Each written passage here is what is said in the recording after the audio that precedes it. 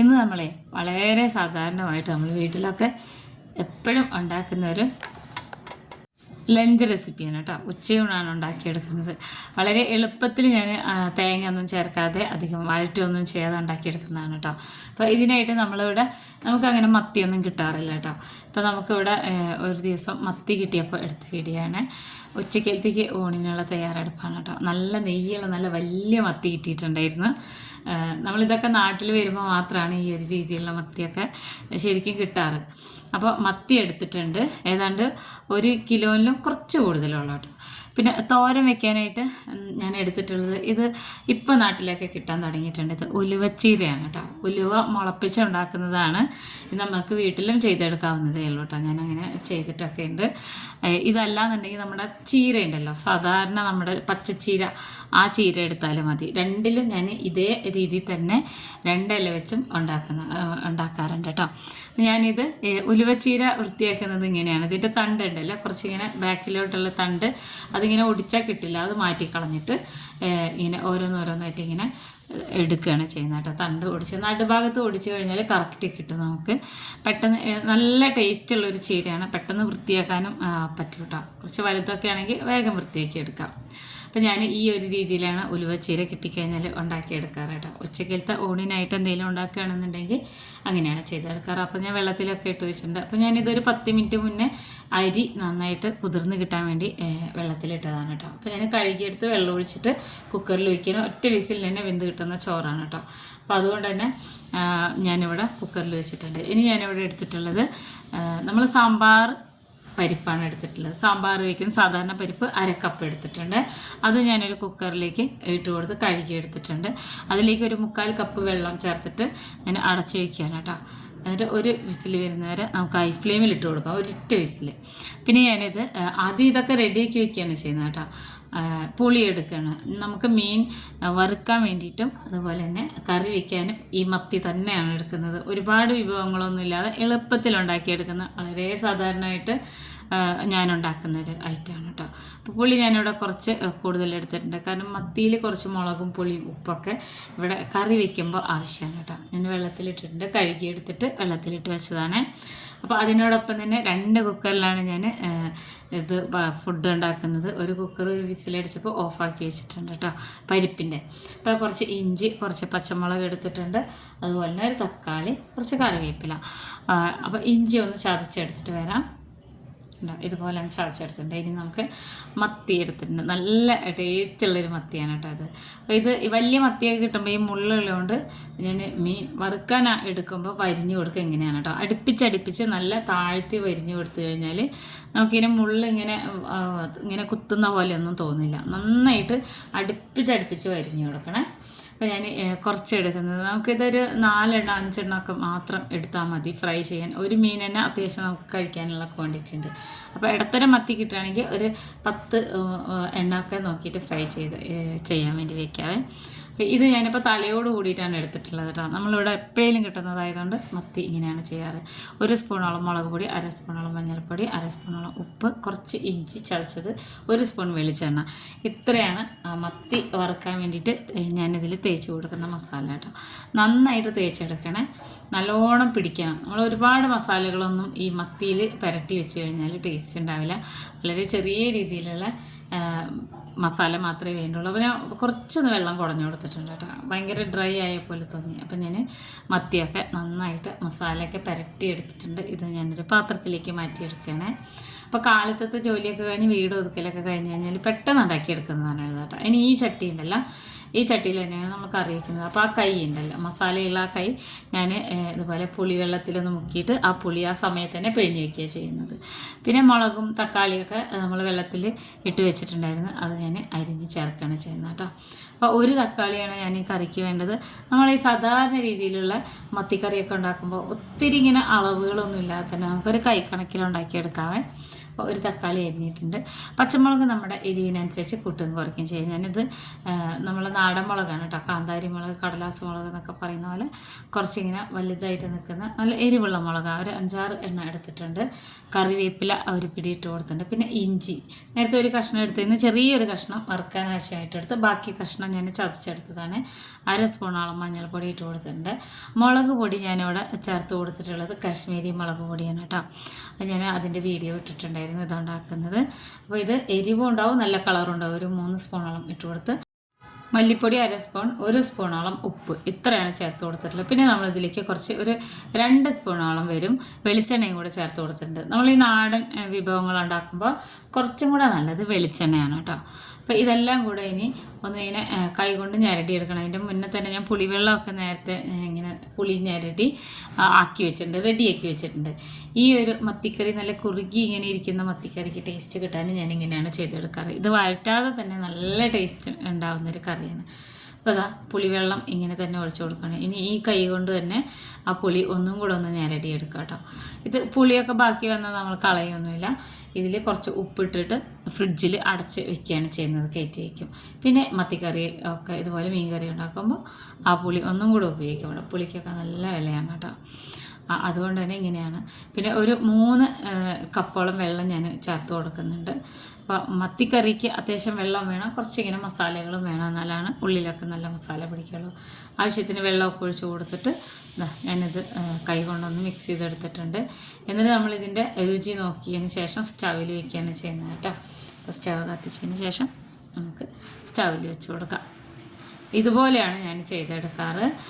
പെട്ടെന്ന് തന്നെ റെഡിയായി കിട്ടും. എനിക്ക് തോന്നുന്നത് നാട്ടിലെ എല്ലാവരും ഒട്ടുമിക്ക ആൾക്കാരും ഇങ്ങനെയൊക്കെ തന്നെ ആയിരിക്കും ചെയ്യുന്നത്. അപ്പോൾ ഇത് അടച്ച് വെച്ചിട്ടുണ്ട്, തിളച്ച് വരട്ടെ. ബാക്കി മീനാണ് ഈ ഇരിക്കുന്നത് കേട്ടോ. നമ്മൾ ഏതാണ്ട് ഒരു 1.25 കിലോനോളം മീനുണ്ടായിരുന്നു. അത്യാവശ്യം നല്ല വലിയ മീൻ തന്നെയാണ് കേട്ടോ. അപ്പോൾ ഇതൊന്ന് ഇങ്ങനെ അരിഞ്ഞ് നോക്കുകയാണ്. കുറച്ച് വലിയ മീനായതുകൊണ്ട് ഇങ്ങനെ ഇടാൻ പറ്റില്ല. അതുകൊണ്ട് ആദ്യം ഞാൻ ഇതുപോലെ ഒന്ന് ഇങ്ങനെ അരിഞ്ഞെടുത്ത് നോക്കുകയാണ് കേട്ടോ. ഇതാ 3 കഷ്ണത്തിൻ്റെ പാകത്തിന് കിട്ടാത്ത മീനില്ലേ, കുറച്ച് ചെറുത്, അതൊക്കെ 2 കഷ്ണമാക്കിയിട്ടിട്ടാൽ മതി. കാണാനൊന്നും വലിയ ഭംഗിയൊന്നും ഇല്ലെങ്കിൽ പോലും കഴിക്കാൻ നല്ല ടേസ്റ്റുള്ളൊരു ഐറ്റംസാണ് കേട്ടോ ഈ മത്തി വറുത്തതും അതുപോലെ തന്നെ മത്തിക്കറിയും ചീരത്തോരനൊക്കെ എന്ന് വെച്ച് കഴിഞ്ഞാൽ. അപ്പോൾ അതായതുപോലെ അരിഞ്ഞെടുത്തിട്ടുണ്ട്. അപ്പോഴേക്കും നമ്മുടെ കറിയൊക്കെ നന്നായിട്ട് തിള വന്നിട്ടുണ്ട് കേട്ടോ. പുളിവെള്ളം ചേർത്ത് കൊടുത്തുകൊണ്ടാണ് ഇങ്ങനെ കട്ടിയിലിരിക്കുന്നത്. അപ്പോൾ ഈ ഒരു സമയത്ത് മൂടി തുറന്ന് നന്നായിട്ട് ഇളക്കി യോജിപ്പിച്ച് കൊടുത്തതിന് ശേഷം ഇതിൻ്റെ ഉപ്പൊക്കെ ഒന്ന് നോക്കാം.